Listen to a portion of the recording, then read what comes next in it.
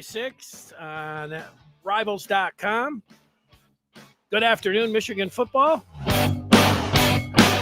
And time marches on. Sports, the Lions come up with a gigantic win against Minnesota. They're the 1 seed, something that we've never been able to say in any of our lifetimes. And here we are. We get ready for a Michigan offseason, and we're joined by former Wolverine Jim Scarcelli, who is with us right now. Scar, what's going on?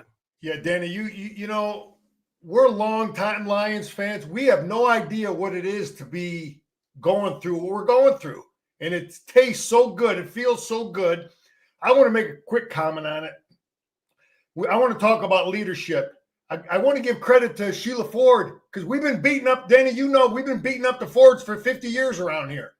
They deserve it. She went out. She talked to Chris Spillman. And Spillman had a lot to do, I think. He's the guy behind the strings, I think, a little bit. Brad Holmes, you bring in Dan Campbell. Dan's hired two great coordinators. I mean, it's like a blueprint for leadership.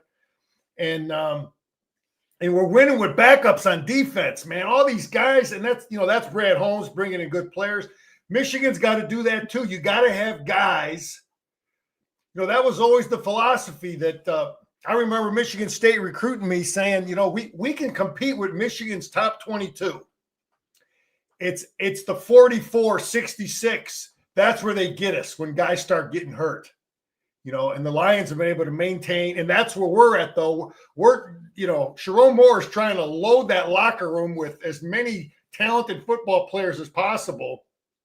And red zone defense, Denny, just one last thing about the Lions, and I'm going to move on. Red zone defense, but he's trying to load that locker room with so much talent. And Danny, I'm going to real quick. The word of the day, Danny. All my years coaching, I had a word of the day. The word down at Schembeckler Hall over on State Street is competition. Competition. We got so many players at every position, and these guys are going to be battling it out. I remember my freshman year, I came in. Me and the other guy, Kevin Brooks, he ended up being an All-American, first-round draft choice with the Cowboys, but we were the 7th and 8th scholarship outside linebackers. You know, there were a couple fifth-year guys, a couple four-year guys, a couple sophomores, but that's what's happening now at every position, and that's what you want. You want your, you know, that ain't going to ever happen again to our quarterback room or some of these different rooms. We're going to have loaded up rooms, loaded up position groups. I know I went on, but I'm fired up because I'm seeing transfers. I'm seeing guys we're bringing in. Lions winning. Things are good. I like you being fired up. I like that you have lots to say, and it's things that we're listening to. You're not just saying it just to say it. And the Michigan roster for next year is taking shape. They just added another player, and we'll look at some Alabama film. That's always fun, educational, and then looking back, what a surprise on New Year's Eve. So I can't wait to look at some of that video. But we start with, like you said, there's it's happening anew at Michigan as they're able to haul in yet another player from the transfer portal, an offensive lineman from Ferris State, right here in the state of Michigan, Lawrence Hatter from, I'll say, my neck of the woods, Livonia, where I went to high school. He went to Livonia Churchill, but he's a big one, 6'5", 335. Michigan able to pick him up. This is, you mentioned competition. They just picked up another interior offensive lineman out of the transfer portal. So what does this tell you that Michigan goes after the big fella Hatter? Denny, it says a lot of things. You got to try to read, you know. Has Gio confirmed that he's coming back? Gio LD? I have not seen him. Okay. Well, anyway, you know, they might know some things that we don't know, but, you know, we've got the kid from Cal Poly, and a lot of it has to do with their confidence in, you know, some of the other guards that are, you know, some of the freshman kids we recruited last year. But, you know, a kid like this, how does a guy from Ferris get overlooked? Maybe he was lacking. I talked about this many times. He might have been lacking one thing that the big boys didn't see, when he was coming out of high school. He's a 4-year starter over there. Tony Annese, great coach. I don't know why somebody hasn't hired Tony Annese at Ferris State. All that guy's ever done is win every high school he went to, Grand Rapids Junior College, Ferris State, winning national championships. But this kid, I haven't looked at his film yet, but he's got the size. And he's been, he's going to be a 22, 23-year-old kid. So he's not no young kid.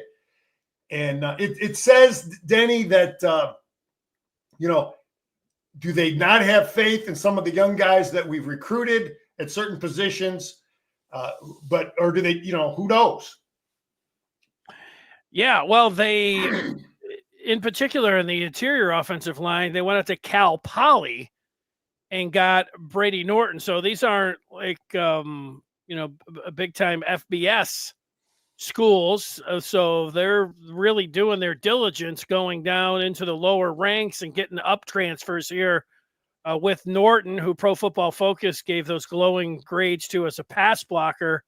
And then Hatter, locally, you mentioned Ferris, the success that Annese has here, and they do, check out what's going on there. So that's part of it. As the season's going on, they're keeping an eye on every school and grading them. I'll say this again, I was at the hockey game last night. A month or so ago, somebody was talking hockey with me, and he said, during the game, the Michigan hockey team has 10 different committed people sitting there tracking advanced, statistics and each player.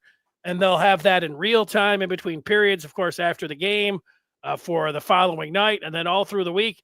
And I'm thinking if the hockey team has 10 people during the game, tracking analytic things, how many is the football program? When you talk about all of the teams that need to be scouted and players that need to be graded, who knows how many the football team has out there watching film and coming up with their board and finding the guys like Norton and Hatter. Yeah, you got to be good, Danny. Maybe you have a network of some other colleges you work with that you see guys. But Antoine is right about developing depth. Antoine just posted about depth. Depth is the you're going to play, just like he said, you're going to play 12 regular season games. You're going to play these, the conference championship. I mean, you got to have bodies, man. And we've got depth. Our quarterback room is as good as it's been. We've got there's going to be serious competition there. Running back room, you kidding me? And Marshall, Danny, the one thing about Marshall that concerns me, he's so darn physical. He's so darn tough. He's a violent football player, which is a great thing. But can you play 12 games like that? You got to. He's going to have to learn to maybe run out of bounds a little bit. He didn't run out of bounds at all. Bo Schembechler would have loved him. I mean, he was a physical kid. Everybody's happy about what we saw from him. But I would just think they're going to talk to him about maybe getting out of bounds at times, trying to save some of those collisions. Interesting that they would talk about that. Yeah, U of M saying Michigan could use another wide receiver. They've been looking at wide receiver. I think they're also still looking at defensive backs and looking at other potentials. Remember, this is just the first wave. You have the second wave of the transfer portal that comes spring. So I would think that Michigan could add another 1, 2, heck 5 players before it's all said and done. And for you out there, gives me a great chance to tell you that if you're someone that likes to follow this up to the second and get the breakdowns and like reading this and seeing it first and all of that and accurate, well, join up the Maize and Blue Review. Go to michigan.rivals.com. We love to see you over there all day, all night, talking Michigan football, basketball, hockey now with the winter sports. We're on it. We're talking about it. Michigan women's basketball. They've got a superstar player, so it's a lot of fun. It's all Michigan. I say that it's 98% Michigan, and then there's some Lions and actually Detroit sports talk there as well. So we'll see you over there on the Den. Scar, what we thought we would do is that we would look to Michigan's off season and give you an off season primer by looking at a third of the team, and we'll just go through. I was going to say 1 through 33, but you don't have a 100 on a uniform, but you do have a 0 with Samaj Morgan and these low numbers right here. Let's talk about some of these guys. We'll work through them. You've got Samaj Morgan, Josiah Stewart, and Jayshon Barham. We know Stewart's headed to the pros. Yeah, listen, Samaj is going to be a speed and space guy. I think we're going to build our roster with. Sharon wants some tall receivers too to go in addition to get to heighten up our receiver room, make it easier for the for the quarterback. So fired up, he's back. Punt return guy, Samaj is back. Barham is moving to the edge. Denny, that's going to give us. It's probably better for him in the long run. Nichols is a kid that looked pretty decent in there, so that's going to give us 5 guys at that position. So. I'm just real quickly go on to the next guy. I didn't want to spend it because that's a lot of bodies we got to go through, Denny, if you want to move on to this. Well, fired up about those 2 guys coming back, Morgan and Barham. Yeah, I'll just give you a note on Morgan. He had a disappointing year, but Michigan didn't have a quarterback to get him the ball. I think that you could even talk about this would be somebody that you might be sleeping on if you're a Michigan fan, just because of how his season went. You remember when he was a true freshman, he had the situation where he had the big punt return against Miami. All right, well, it looks like I'm going to have to do this. Just kind of scroll that down, Denny. We'll go. I think Amarian. Just give me a second. I'm going to blow the screen back up. I went to wherever I had it. Now I've got to look at it again. I just wanted to give some quick comments on some of those guys and just get a feel for my thoughts about some of the players that were on the roster last year, what they're competing against. They bring in portal guys in at their position.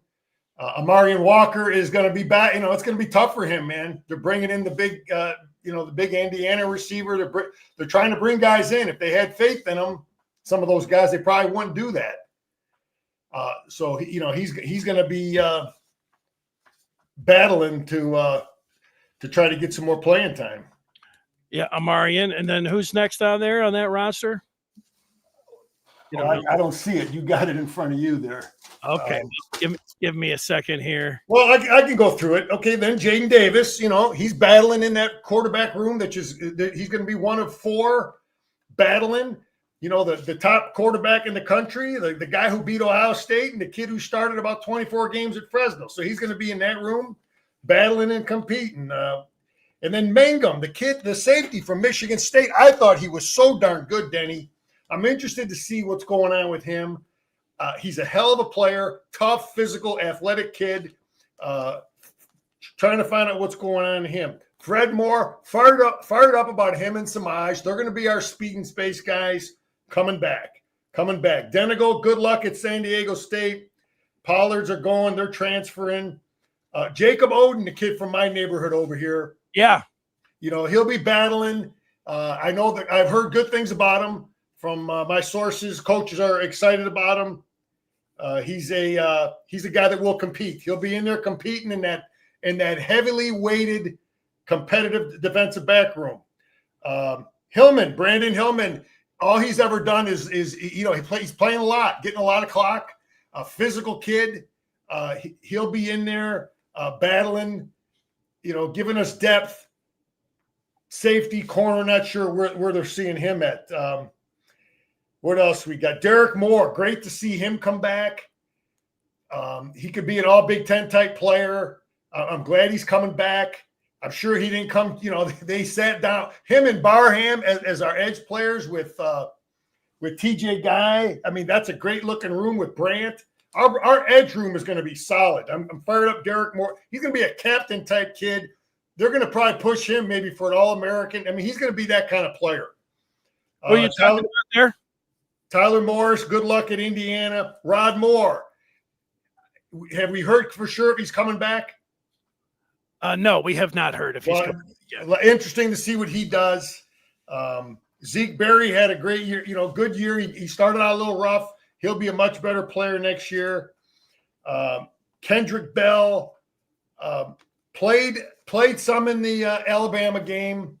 I'm interested to see, how much faith do they have in him and Goodwin. How much faith do the coaches have in those guys? What else, Danny? You talked about Kendrick Bell. What number are you up to here? Well, let's just end it a few more guys and go from there. But Channing, Goodwin, Danny, him and Bell are guys that they've played quite a bit. Coaches must have some faith in them because they're putting them in the game. If they're not putting if they're putting you in the game now as young guys, they've got to have some faith in you. And then I'm going to end it with Hausman, Danny. He's going to be another kid that's one of the best linebackers in the Big Ten. And so we're excited to have him back. Our linebacker room will be interesting. I'm thinking they must have a lot of faith that the five-star kid is going to play. But we've got Hausman, and we don't know for sure but we know we have Rolder and we know we have Hausman.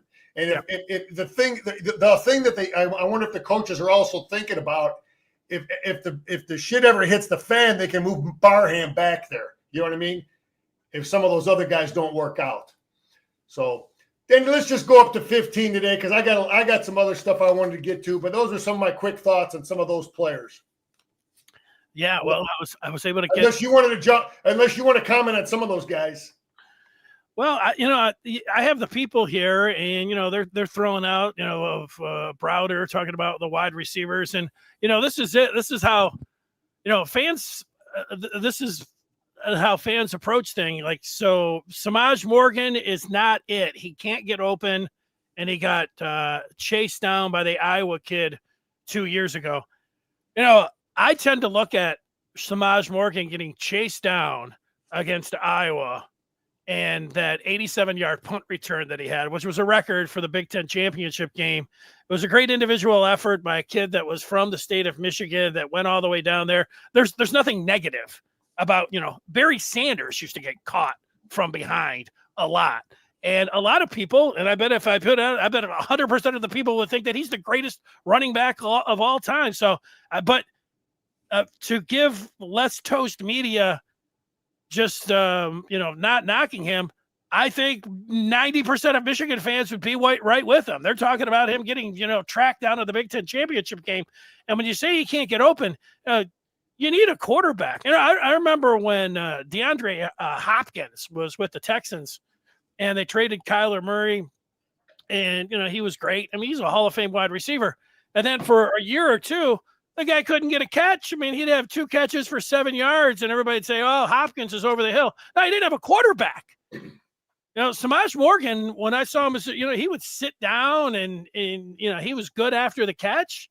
And so you saying that he's not it, I'm just going to say I disagree with this entire thing. But I think that you're like a lot of other fans, talking about Morgan. So let's see. Yeah, Rod Moore and Hillman would, those are two good players and smart players. Yeah, they're going to be. Samaj got chased down. He's a rookie. Listen, my take on this past year offensively, Denny, everything comes together. Everything blends together. The better the running back is, the better the offensive line is. The better the offensive line is, the better the receivers are. The better the more accurate the quarterback, the better the receiver. It all comes together. If I'm defending Michigan this past year, early in the season, I'm not giving a whole lot of respect to your pass game. I'm not. No. Period. So that means I'm going to hammer your run game. So it all has. You watch the Lions. The Lions, they're a threat in all ways. Run game, tight ends that can catch, receivers that can catch, quarterbacks that can throw. You got to hit the defense with all of that, and we are going to be a much better offensive football team next year. We're going to have much better quarterback play. So I just, trying to evaluate the receivers this year is, yes, it is fair to say, do they get open? But it's also fair to say, how much are people even honoring the ability, the quarterback's ability to throw many times. So Yeah, I just know from what I have seen from Morgan, I think he can be a star. So, I mean, if you're a Michigan fan that's down on him or, you think whatever, like your LTM, that's fine. I'm just telling you that I think that's my opinion. I think that he's got star ability, and I wouldn't sleep on him, but it wouldn't surprise me if he was an all Big Ten player when it's all said and done. So that's me. Denny, I'm going to jump in here real quick on defensive tackle because I really think the coaches see that locker room and that roster very similar to the way I see it. Okay, quarterback number one, we've addressed that. We brought guys in there. Defensive tackle, they are crushing it with defensive tackle. They brought the kid from Alabama. The kid from Clemson has started football games. The kid from Alabama has never started at Alabama. And then we've got Payne. We've got Ike. We've got Pierce. We got Etta, Benny. And then Trey Williams, the kid from. So it'll be interesting to see if any of those guys are going to transfer. Any of the Michigan guys are going to transfer. Michigan did have one guy in Wafel. Owen Wafel did. No, I saw him. Yeah, that's he left as a freshman. Whatever. He's pulling the trigger a little soon, but he must see the writing on the wall. But I tell you, I can honestly not sit here and tell you who I think is going to be the starter. You've got the Clemson kid who started at Clemson. Payne has never started at Alabama. I saw his film. Ike had a hell of a game in Tampa. Pierce played. These guys, Ike and Pierce, both played different than they have all year because they were getting more clock. Etta, Benny played. Is Benny going to come back? So that there's a lot of bodies in there for those two positions when we're in our nickel and sometimes three. A lot of three in the base this past week, but their coaches addressed it. And I would not be in a position to try to predict who's going to come out starting from there. So I like it. They addressed that position. And Espo, and, Denny, this is something I talked about this in the past, that, Espo will be fired up to look at that room and take on the challenge of coaching the kid like Payne, who he never started for Alabama, but maybe he can be the 5-star player he was supposed to be for us with the right coaching, so because our scheme is a little different. Our techniques might be taught a little different. The mindset of how you motivate guys. Coaching ain't all the same, Denny. Some guys get more out of guys. So I'm really looking at that position, and Espo will, take on the challenge of getting that going. But we've addressed it, and there's, the room is much better. Good point on Trey Williams, who comes from Clemson. I didn't have him on the transfer list. I'll have to put him back in there. So yeah, they're bringing guys in on both sides of the ball. And there's another one. That's good analysis with the defensive tackles. Yeah, I've got Owen Waffle here. He's gone. I guess he's going to go to Notre Dame. What else do I have here? Denny, I just wanted some couple other thoughts about this. What's going on?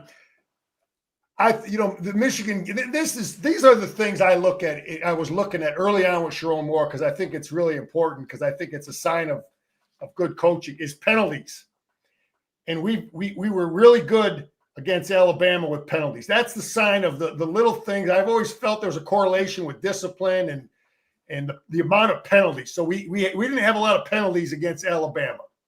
That's one thing. Another thing I want to talk about, because this is a word I hear often I've heard it often this past week or so in the media, and you and I'm now part of the media. I heard the word blueprint to stop Ohio State, right?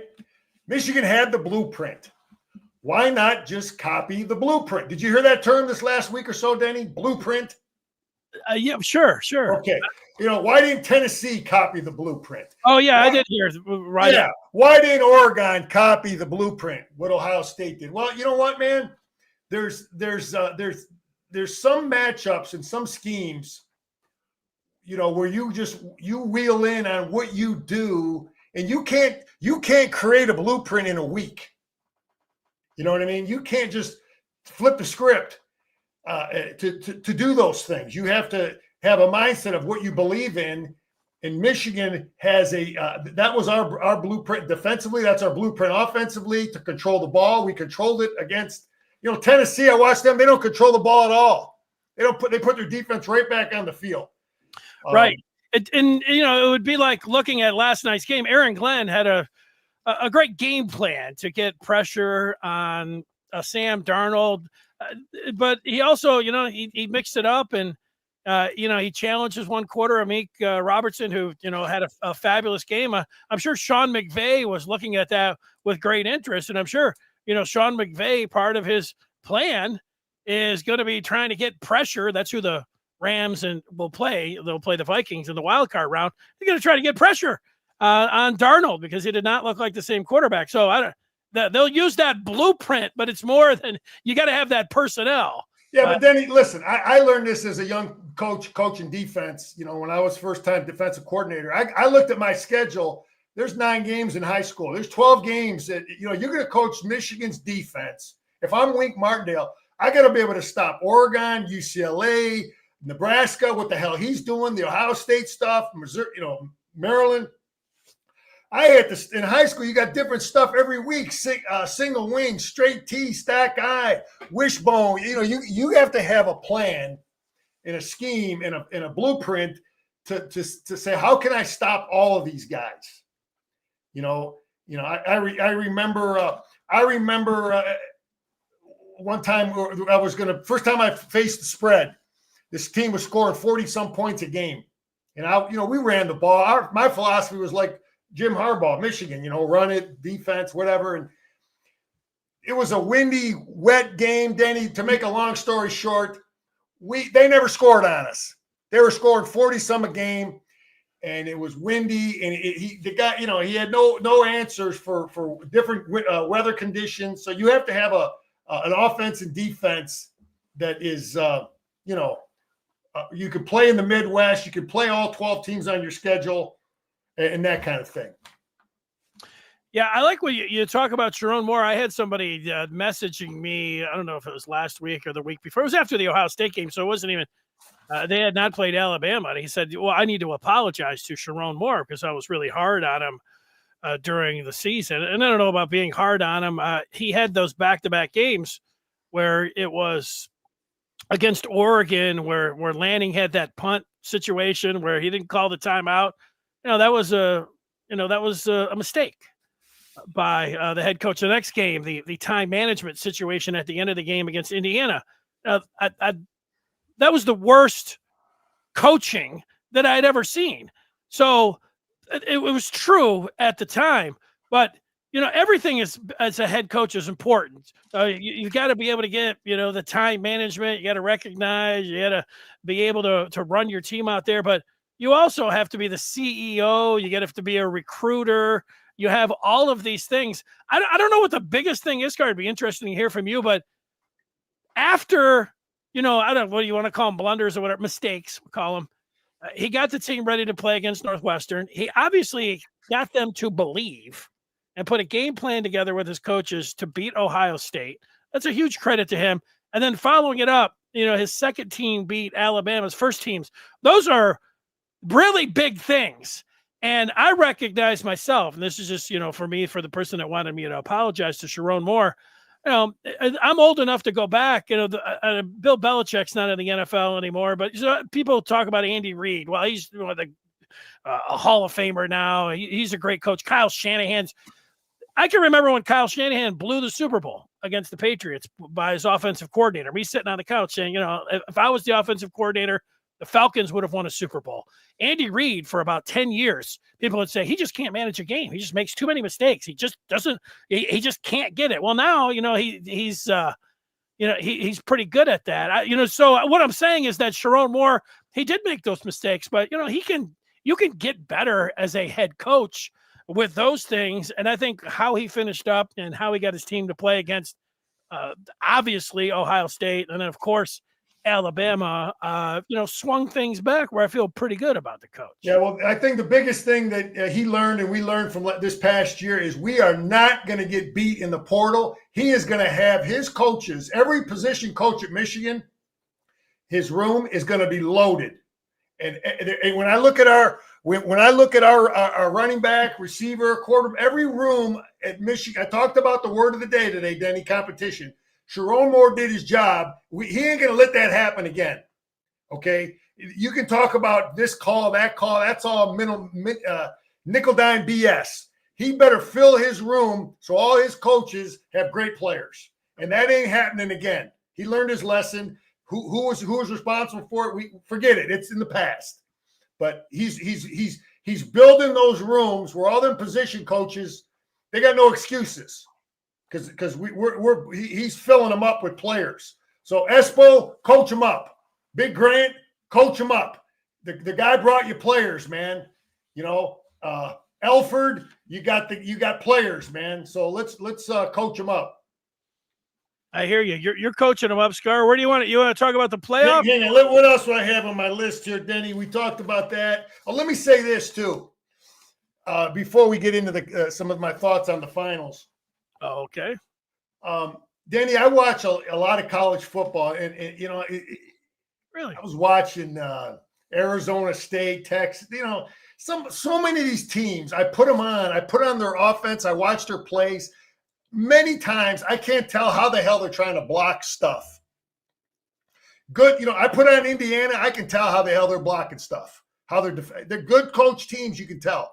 I put on, I want to say this as a compliment to Sharon Moore, because I watched, you know, every damn game, but I really noticed it against, you know, when we run a play, I can tell you where the hell what we're running. I can tell you how the hell we're blocking it. We don't always block it. The defense has got players, they got schemes, they got things to screw you up, but I can tell what the hell we're trying to do. So I just want to compliment our offense and defensive philosophies that 99 times out of 100, I can tell exactly what the hell Wink is doing, and I can tell exactly what the hell we're doing, what we're trying to do on offense. Whereas I watch some of these other guys, I'm like, what the hell is that? These plays don't make any sense. I don't know how they're blocking it. And Denny, I talked about Juan Castillo. I'm interested to see, are any coaches leaving? Because this guy's a legend, man. He's a hell of an offensive. You know, Jerry knows this. When you know, we always had two offensive line coaches when I was there. You know, it was Jerry Hanlon and Paul Shadell, and then Jerry went to coach the quarterbacks, and then it was Elliot Uzelak and Paul Shadell. It was tackles and tight ends. Elliot had tackles and tight end. You know. So I don't know if Casulo handles tackles with tight ends, and then Grant works primarily with the. I don't know how they do it, but we always had, you know, an extra coach in there. So I don't know what's going on. But Juan Castillo, Danny, I'm really interested to see what his role is, you know, as we move forward here. And he was brought in as an analyst. So you're saying, you know, you talked about that. Maybe there was some other move that's forthcoming, but if he is just an analyst, that's a great analyst and somebody that you know, you're teaming up on Michigan's offensive line, and you're thinking that you've got Grant Newsome and then you've got Castillo. That makes a pretty good 1-2 punch from a coaching standpoint. Yeah, my thoughts on these semi games. I'll just start with the team I really have a good feel for. I look at Penn State and Notre Dame. Both have pretty good, you know, good players. Both have, you know, highly recruited guys. The difference, I try to look at a different, you know, where's there a difference? I'm really big on Al Golden, the defensive coordinator at Notre Dame. I like Tom Allen. You know, I like him as a defensive coordinator, as a coach. But I think Al Golden is one of the best defensive coordinators in the country. So I like Al Golden, edge Notre Dame. So many positions on that team, so many factors in this game I think are just pushes, you know, no real edge. I like Al Golden as a better defensive coordinator in what he's doing. And I think the Notre Dame quarterback and his ability to run, he will make more plays in that football game. So I've already got my bet in on Notre Dame -1.5. That's a game I like. I like it for those two reasons. I think the quarterback play and the athletic ability is going to be a bigger factor. You know, Allard's okay. He can move a little bit, but not like the kid at Notre Dame. All right. What about Texas? Are they going to? This game is They're going to be able to use the blueprint for. I'm just kidding with you. It's a little joke. Well, they might Denny, can they play? Well, look, our blueprint was, we run a lot more base. We we play with a zero technique, a head up nose. We ran a lot of against Ohio State. Does Texas have that in their defensive package? I don't know. I mean, we run a lot of zone. Our zone was what crushed them. A little bit of wind there. This game's going to be indoors at Jerry World, right? I think. Yes, Cotton Bowl, right? We ran a ton of zone, and I think Wink went into that game saying, "Look, we are going to stop the run, and we are not letting Superman beat us." That's exactly that would have been my game plan too. We're going to stop the run at all costs. We're not letting them hand it off to these two running backs. And we're not letting Super Freak beat us. So that was a lot of what our game plan was. Now, can Texas incorporate that into their system? I would probably take Texas with the points. Yeah, well, you would think that Oregon would have identified Jeremiah Smith and tried to do something like they just manned him up or thought, we'll be able to put him out there on an island and we'll challenge our guys. And that was a mistake. Yeah. So anyway, we got a lot of good film to get to, Denny. You don't like my comments. All right. I'm sorry. I thought you were done, man. I don't, that's okay. I'm just having fun, Scar. It's all good. I'm ready to see the film. Yeah. Let's get the pretty cheerleaders there. The Alabama band. Wait a second. I didn't see any of the pretty cheerleaders. Maybe we got to go back. There's Sherrod Moore. There he is, the leader. And is it raining yet? When did it start to rain? Like right at kickoff? I mean, like as soon as they put the ball on the tee, did it start to rain? No, it was Denny. It was the football gods looked after us, man, because I think those are, you face a running quarterback and you can slow him down a little bit. Anyway, I said this coming in that we would probably play a lot more base against this team. And we did, having 3 defensive linemen. Okay, that's our base defense. We've got an edge player. This is the stuff we ran in 1985. This is the same stuff. And I played this position one year and this position another year. And we've got our guy off in coverage. We've got Moore down here, number 8 right here. And Wink right out of the blocks. Wink brought a lot of corner pressure against this football team. What were his reasons? I'm not sure.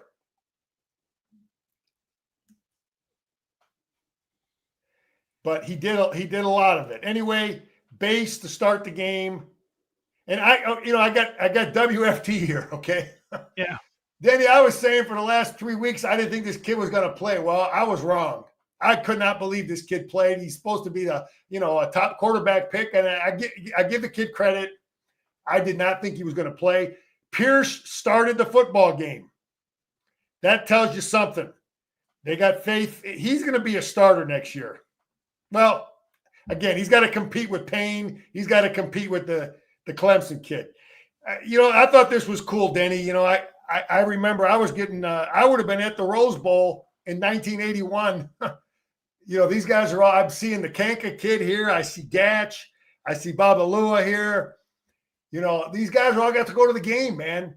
And that's a great deal. They got to be enrolled in class, but that's a great deal for them to get to go to a bowl game as a kid. You've done nothing to earn that, but you're on the team. Anyway, 4th and 4. Here's Wink running nickel, and we do a great job of squeezing this pocket, containing the big I mean, that's like the blueprint, man. That's how you draw it up.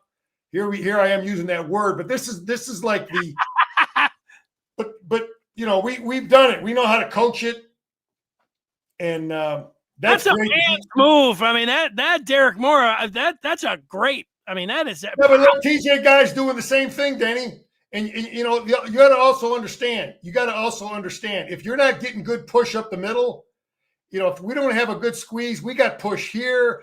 He doesn't have nowhere to run up in here. So, Yeah, this is just, Moore is just launching this dude, and TJ Guy is taking this 5-star Proctor kid over here, and he's launching him too. I mean, both them guys are just stuffing their dudes, and they're both back. So that was really encouraging, Yes. but the scheme and the technique. Yeah, you're right. Very encouraging for everybody. I thought Michigan was going to get, boat raced and killed in this game. And after the first series, I thought, oh, maybe not. Yeah, here's we started Sprague.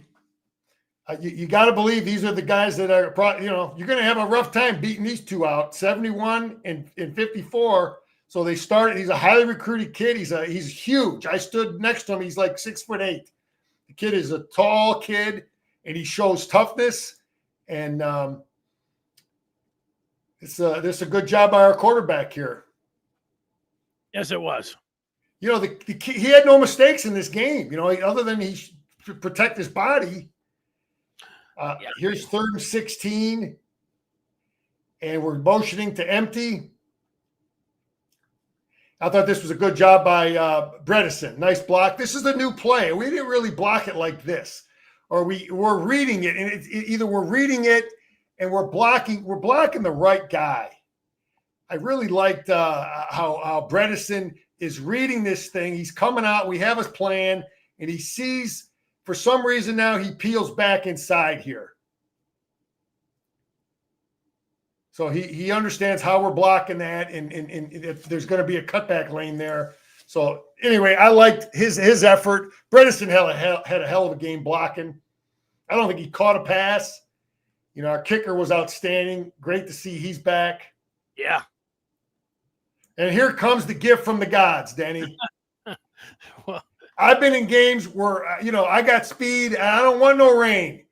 And then I've been in games where, you might not have as much speed where you want rain. This was beautiful for us. And it's like, how do you handle it, man? How do you handle the rain? Wink stayed in his base. You got to adjust as a coach. What can you do? And as a defensive coach, what does the guy not want to do? You got to make him pay for the rain based on what you think he's going to do. Blame it on the rain. Yeah, and they just screw this thing up, man. You got to be. You can't panic. They panic there, and we get the ball. So, you practice with a wet ball at times, but the kid, he's been around. He just panicked. Anyway, big turnover. But what do we do, Danny? What do we do with the rain and the wet and the muck?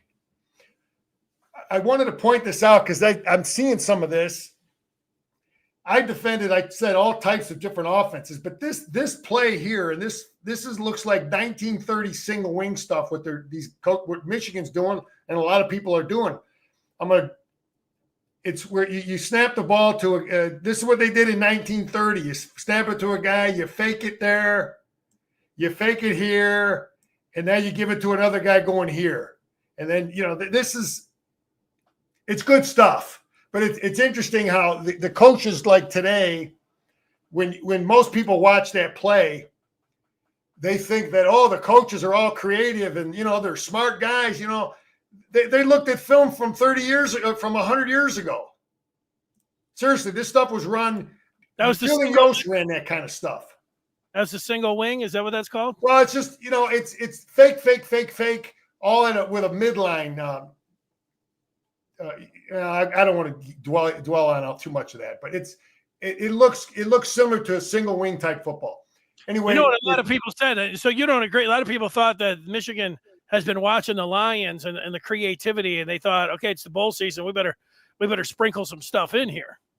No, I think Denny, that was Michigan's trademark, for the last 3 years when we were winning championships. Look, we had a foundation, but we always did some creative things off of it. Yeah. And I think that's one of the reasons the Lions have a foundation, but they do creative things. Anyway, look, it's raining for us too. We haven't fumbled the ball yet. We're executing. And the greatest thing this kid did, man, why he was my MVP is he secured the football. Those collisions he took, and he never put it on the ground. But anyway, Alabama was trying to squeeze this thing. A lot of teams we face, then they'll have this guy come underneath, and then this guy will have they'll try to bounce it. But Alabama was squeezing everything, so now we're kicking out and we're leading this backside guard through here. And a little something in there, but we're securing the ball, making it easier for our kicker. It was a well-executed play. It's raining, and we didn't fumble the ball. And then our kicker's money. Again, this stuff here too, Denny. This stuff here too. Good snap, good hold. It's raining, man. It's raining. I've been a long snapper, and I've had holders drop the ball in the rain, and we didn't do that. The kicker gets slips. How many times have we seen all that? A kicker slip. Here's Wink, 1st and 10. He saw something against Alabama where he was bringing a lot of pressure from this side here. I don't like this because Q should have been right on the quarterback here. Wink's got the perfect defense called. He's got the perfect defense called against this play, and we don't Q should have drilled the quarterback for a 5-yard loss because we're slanting the line to the right. So Guy is on the dive. This guy should be hitting the dive, killing that, and he should come right off on the quarterback, but he doesn't do it. I don't know what he's thinking. Q. But he's thinking contain probably. Well, he should be right shoulder on the quarterback, Danny. He's got the quarterback. This is how it's designed. I hear you. Guy's on the dive. Q should be on the quarterback. This kid here, I just wanted to point out this terrible effort by this receiver. And then our guy here, number 12, makes a great play because he gets outside of Q. And that's a great play by Hall. But Wink had the play. He had the defense. It should have been a 5-yard loss. Here's a 31 formation. 3 over here, tight end over here. This is the same exact. Michigan's defending this exactly the way we did in 1985. The way they're playing what we call solid coverage. And I played this position here, and I played what Guy is doing. And this is nothing. Guy, our flat player here is doing exactly what he's supposed to do. Try to jam number 2 and then drop into the flat.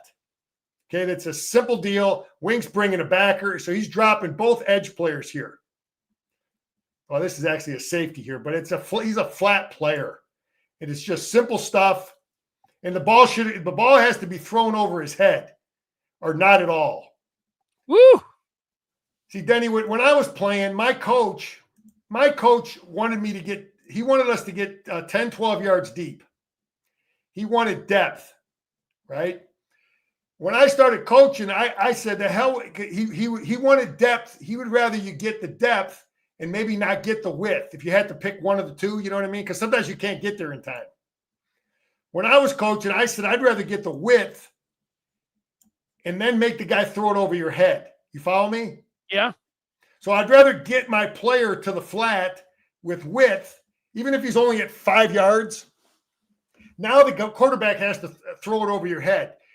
My coach wanted me to get, the depth and then work to width, if you follow me there. But I think thought it was cliche. You don't want the ball to be thrown over your head, though. So you got to. Well, he's a flat player. You don't care about that. It's not the deep pass. But anyway, if this ball should have been thrown, if it's going to be thrown, it should have been thrown way higher. And we're in a simple flat coverage, and we make them pay because the quarterback made a bad decision, and our guy makes a nice catch and a great play. So it's just a simple zone coverage. And I love these two guys. Hopefully they're both back. Espo has a big challenge ahead, and I'm happy for the OG. I've been preaching about the OG from day one. Yeah, you have. I don't know who that big fella is, but anyway, we start the game off with turnovers, and here's an unbalanced formation. This is something different. We haven't run a ton of this. This is, try to get them misaligned. We got 2 guys over here, and we got a bunch of guys over here to this side. See that unbalanced? Sometimes you get them misaligned, and sometimes you get guys wide open like this. And this is a good throw by him. Denny, I thought it was a bad throw, But look where the defender is. If he throws that ball in here, it could get picked off. He has to throw it away from the defender. You follow me? And the tight end's got to make that catch. I think it was a well thrown ball, because if he throws it inside, it's going to get picked. Interesting. Anyway, good protection here. What's the score? 6 up. We have great protection. Davis Warren throws a dime. Perfectly thrown. Away from the defender. Away from the defender. It's not getting picked. If anything, it goes out of bounds. So the kids getting coached up with those things. And Freddie Moore is back. And it helps when you have an accurate pass and you have protection. So that's a great, in these weather conditions, that's a lot of points, man. Wink brought a lot of 5 guys. He brought 5 often against this team. Here it is, 1st and 10. He brought a lot of pressure from the sideline. He's been doing that all year, bringing the corner safety edge, whatever, from the sideline. And we're just playing zone back here. Another turnover. I heard a lot of guys yelling at Wink for bringing more than 4 guys, right? Yeah. Yeah, well, here's 5, and we create a turnover. Are you yelling at him now? Are you yelling at Wink now? Wink was telling the media right after the game, did you think I blitzed too much? That's what he was asking. Because listen, man, here's how I think Wink looked. Same, every team you play is not the same. And look here, look at our guy. Our guy is a defensive lineman, and, he's not panicking. He's not panicking. He picks up the ball, secures it. Michigan football. But, Denny, you look through our season, and I think, what you do defensively, how much blitzing depends on who the hell you're playing. And for some reason, obviously the weather conditions, or maybe it was Milroe, he just felt that it was the right thing to do. I wonder, Denny, if these guys are really. Sometimes you get these big offensive linemen. I just wonder if they're tipping run or pass. It's 3rd and goal. I've said it before. You don't want to let the defense know it's a damn pass. Tipping it by being their stance, Danny. Their coaches and these guys will spend. I used to, look at film 10 hours on Saturday, 10 hours on Sunday, trying to find that one big fat offensive lineman that's too athletic to get in a stance. You know what I mean? Yeah. And sometimes it's the big guy that shows it. Anyway, I'm happy Crippen is back. We didn't hear it till late about him. I thought he really improved. So. You know what I mean by tipping it with their hand placement, I want you to see something, Scar. So I was watching some, I don't know, it's just some random film bro. He said that Milroe was tipping every time he was in a staggered stance. He was handing off, and when his feet were parallel, he was passing. And so I don't know if. Well, Denny, I've seen that in high school many times. Coaches don't know what the hell. Yeah, I see where his feet are right now. If that's the case, I mean, the offensive quarterback coach should be fired. But he's talking about the feet placement. If the feet are parallel, it means one thing, and if they're staggered, it means another thing. They look parallel here. Yeah. But I've seen it in high school. You look at everything. You look at backs. You look at the stance a back will have in run or pass. So I don't know if that's true. So there's a I don't know if that was a predetermined run. I don't know either. I mean, I guess I'd have to look at the whole film. Yeah, you would. You'd have to look at the whole film. But this is the stuff that scared the hell out of me, was him doing that. Oh, yeah. I mean, I watched him take a couple to the house against LSU and Georgia this year. So. Okay, here's Wink, 3rd and 16. We didn't do a lot of this. McDonald and Minner did more of this. He's got 3 edge players in the game on 3rd and long here. To give, you got your more athletic guys, better pass rushers. Look how many guys he got at the line of scrimmage. He's got 6 with the possibility of 7 and 8. You know, who's coming? Let's see who's coming. He's rushing 4, but he had 7 guys at the line of scrimmage. You know, and all this stuff creates confusion. We getting pressure? Now this is a great job by Hausman here. So 3rd and 16, he steps up in the pocket. This is the stuff you worry about with him. And Hausman does a great job. Look at the right shoulder tackle. He knows he's got help here. He's got help here. He's got no help out here. So he makes him cut back inside and he slips. That's a great job by Hausman. It's the little things that you don't always see. And Samaj did a good job catching punts. We had no drop punts, wet field, wet grass, wet ball. That's all good stuff on a wet, hard to move. But, there's hopefully more of that next year, of him in space. Line of scrimmage. This was tough sledding, man. Here's 1st and 15. It was tough moving these guys. They got players, man. They got coaches too. I mean, look at the line of scrimmage. There's nothing there. You remember, you look at this stuff to tell you, get a feel of the game, but there is no movement there. Nothing. We're getting stood up, and this kid sees nothing, and they're not sound out here. This kid out here, this kid right here is lost, and Marshall makes him pay. He don't know what he's doing. It's a great job by Marshall. And he thought, it is a great job by Marshall. There was nothing there. Kid's a tough, physical, athletic kid. I mean, I'll be honest, Denny, I watched the kid play, and I'm thinking, why the hell didn't we see him earlier? I'm just being serious, man. I mean, he's a physical kid. Are you going to put him in there over Mullings? I mean, No, the other guy. The Don? Yeah, I'm just keeping it real, Danny. Keeping it real, man. Yeah, well, I mean, the That's Don was. I saw a physical, tough, elusive kid. Anyway, this is good stuff. Throwing the ball to our receivers, get them in space. Nothing there. Let me move forward. 4. What do I got? Oh, 41. I'm just watching how this is a great job by him here now. This is number 41. He does a great job.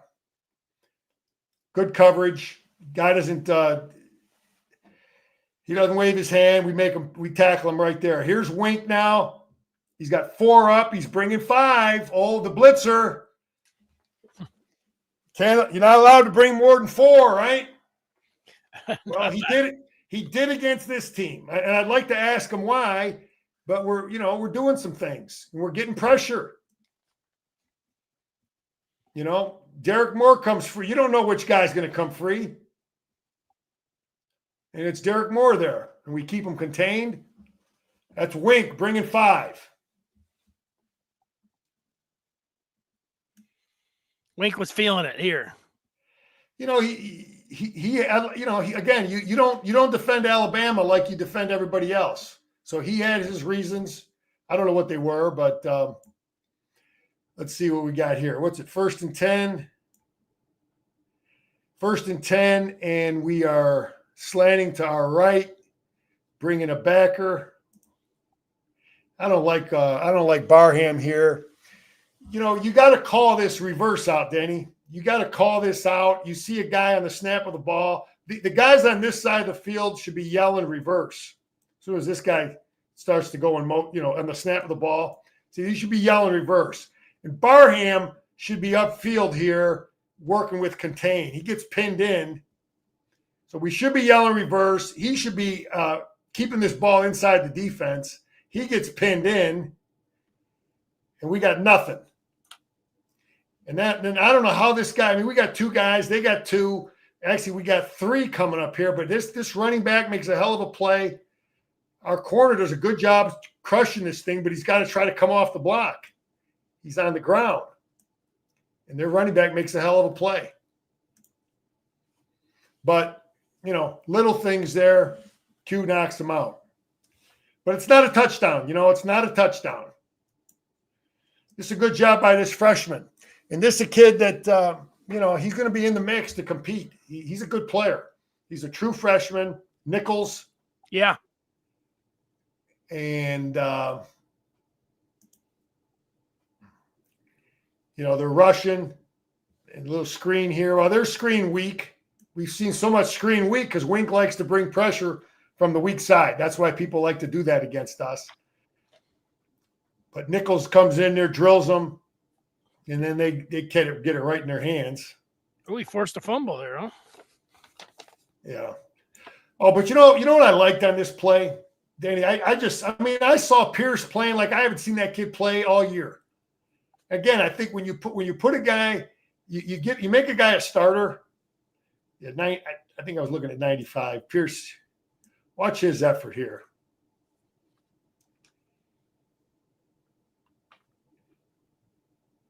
So here's Pierce over here. Behind the play, yeah.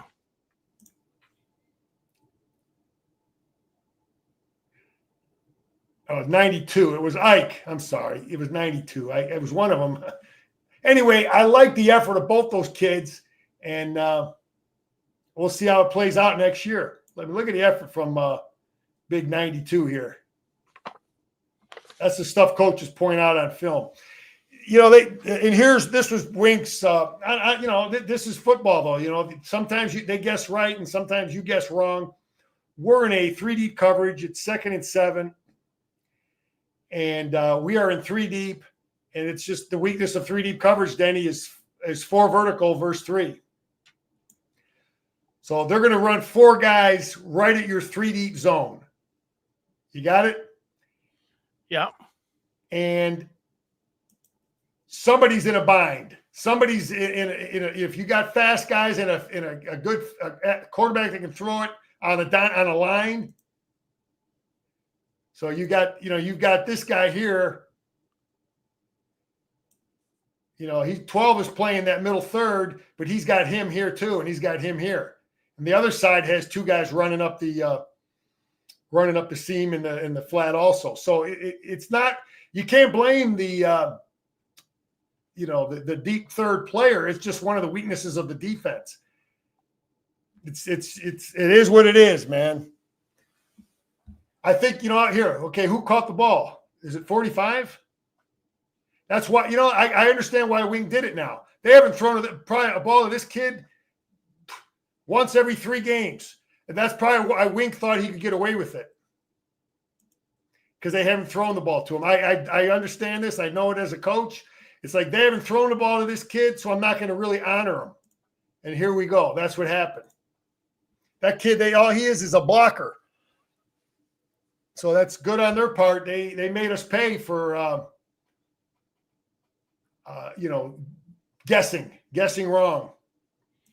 I would like to make an announcement. If you're still with us on YouTube, YouTube has taken down the video. It is on Twitter. I just checked Twitter, and we are able to still stream it through Twitter. It's on there. So if you're... Oh, no kidding. Yeah, that hadn't happened to us in a while. Yeah, well, there's a wheel route.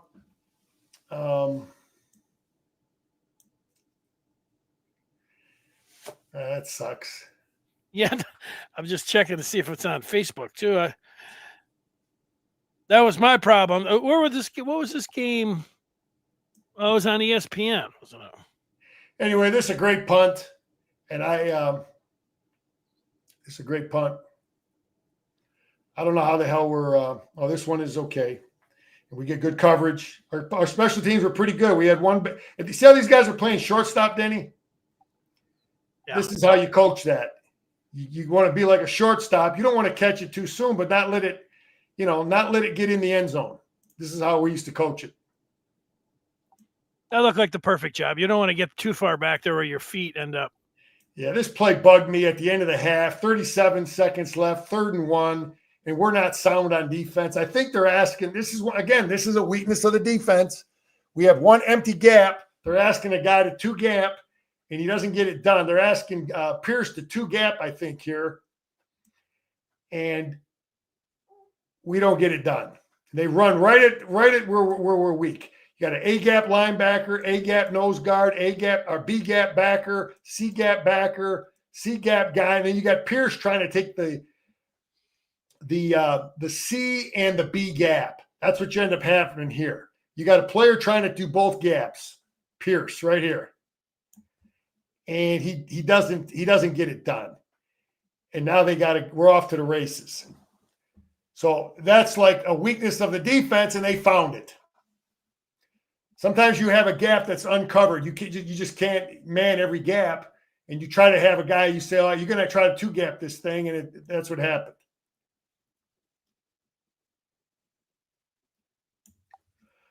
Here's 3 deep again, and they're hitting us with this wheel route.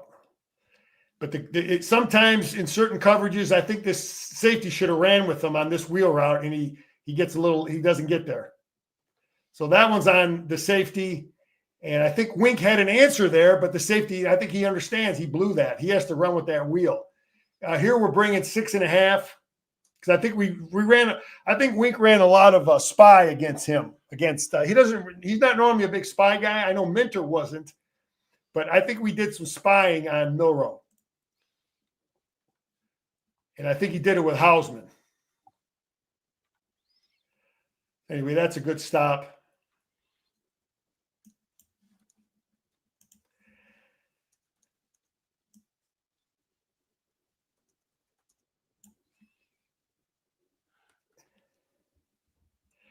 So we're bringing sideline pressure again. We're rushing 4. We're slanting to our left. We're dropping an edge player to the field. And we're getting some pressure, and we're making it happen. Good job by Benny containing so he can't run around. But you get a fast guy coming off the edge. We screw up their blocking. Wink screws up your blocking with all his pressure. I tell you, Harbaugh was smiling. I guarantee you Jim watched all our football games that he could. Yeah. Because this is the first play he puts in. And Sharon Moore is running the hell out of it the same way. But this play is executed perfectly. Beautiful execution on this football play. Back running hard. The first play you put in when you play offense at Michigan right here. I mean, we're going to run it from different spots, different players, but it's all gap scheme, Denny. It's everybody. It's these guys are blocking down. And then we pull and we're kicking out, and this other guy's going to lead through. That's like first play you put in, you play the offensive line at Michigan. And our back is just simply reading it. Remember I told you earlier how, you watch Michigan, you can tell what the hell plays they're trying to run.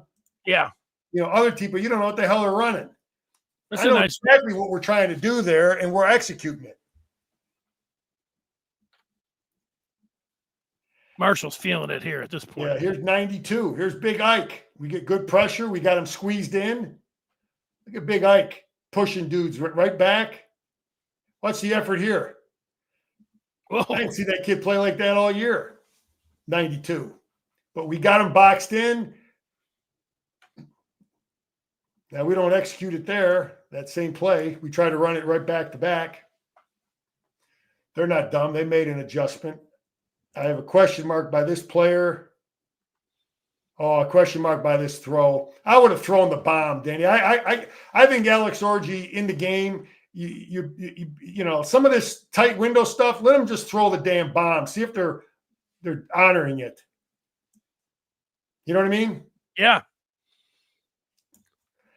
Anyway, sudden change, and we get right back on the field, and we get them stopped.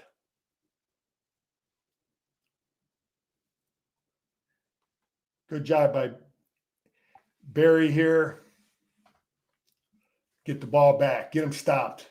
2nd and 8. Chaos. A lot of stuff going on here, Denny. We're with our running back. You know, all these little things. Look at all the movement with our running back.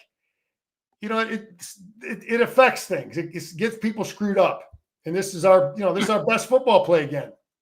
Now we only pull one guy. I mean, it's the same stuff. It's our best stuff. We block everybody down here.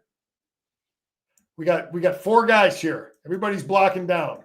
We're pulling the play side guard, pulling Geo. So we're getting these guys all blocked down, trying to get movement here. And Gio's kicking out. We get a good job by number 3 there. Blocking. More. 71. What do I got him pointed out for? Oh, I don't know how we're blocking that. He's got to cut that off. Guy cuts inside. We're screwed up. This is a mental mistake on somebody. He should be blocking down and sealing that. Lets that guy cut inside there. This is a well-executed play here, too. I like the blocking here. We got guard, tackle, tight end, 71, 17, 40. All these guys are outstanding here. We're blocking. We're moving. This is our play, Danny. We're blocking down over here, and we're kicking out with 44. And look, and I like the block by Klein. I like the block by Bredesen, and I like our physical running back ripping it through there. But that play is blocked. Some good blocking there. And then we screw around the next play.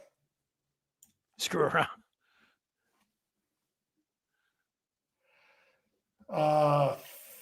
Run, 3rd and 10. Yeah, they still got to honor Alex Orji, though, Denny. This backside still has to honor him.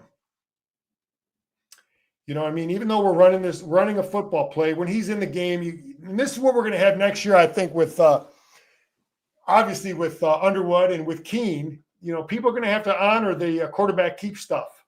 But anyway, this is a good play call. It's 3rd and 10. We pick up yardage. We make it easy for our kicker. Make it a 2-score game. Just kick the damn field goal. You know, this is a great deal here now. 7:20 left.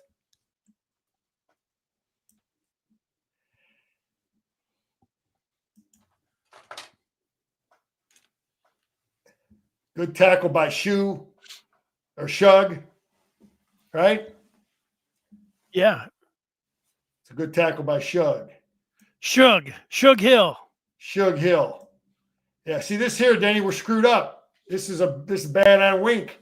They're lined up. See, they're in an unbalanced formation, kind of an unbalanced formation here. You see how they got guard, tackle, tight end over here?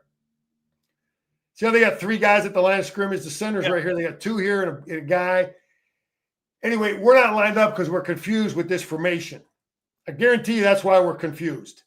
So we're not lined up. And they're going to snap the football, and we're not even lined in a stance. So they just ripped us. That's like terrible. And this kid played a lot. What's his name again? 52. Beecham. Keyshawn Bennett. He probably got 5-6 reps in the game. Here's a wing coming from the corner, from the weak side. Nickel package. We're blitzing 2nd and 10. So Wink saw something against this team.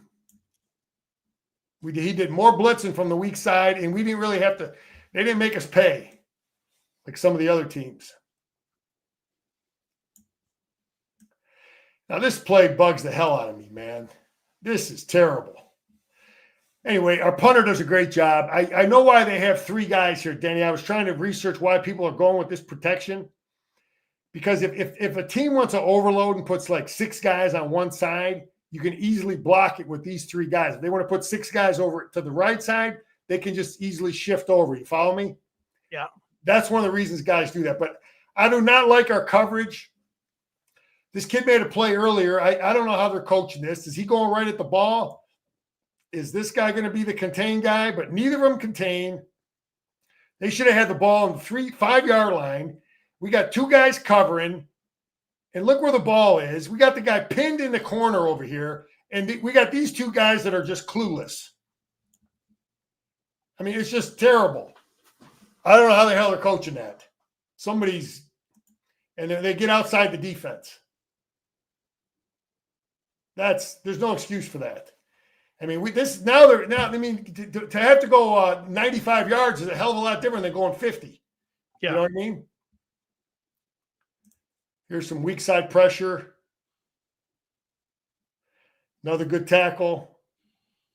What would you say it was with those guys? They weren't in the right lanes, or Hey, they're down? screwed up, man. Somebody, it's like somebody should be a contained player. Yeah. Someone is always going to be should be a left shoulder tackle there to keep the ball back inside the defense. Yeah. And you got two guys that are just running down there like they don't like I don't care if I lose contain. Here's 7 up. Look at Wink, man. You think he's bad? You think he's listening to anybody? The critics? He ain't listening to no critics. 7 up. He brings 4. Good tackle here. Got an outside clamp, inside clamp, and then we got a player coming up inside there to finish it off. Hillman, good player. Good job there.